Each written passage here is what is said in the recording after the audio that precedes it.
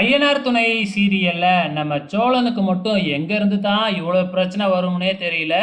இப்ப நம்ம சோழன் வந்து பார்த்தீங்கன்னா, ஒரு லவ் ஜோடிய கல்யாணம் பண்ணி வைக்கிறதுக்காக வந்து கோயிலுக்கு கூட்டிட்டு போறாரு இல்லையா? ஸோ அந்த லவ் ஜோடி வந்து நம்ம சோழனோட கார புக் பண்ணியிருக்கிறாங்க. ஸோ கோயில்ல வந்து இறக்கி விட்டுட்டு கிளம்பாம கல்யாண ஜோடிய வச்சு ஃபோட்டோலாம் எடுத்துக்கிட்டு இருக்கிறாப்ல. ஹெல்ப் பண்றேன் அப்படிங்கிற பேர்ல கல்யாணமே பண்ணி வைக்கிறாப்ல.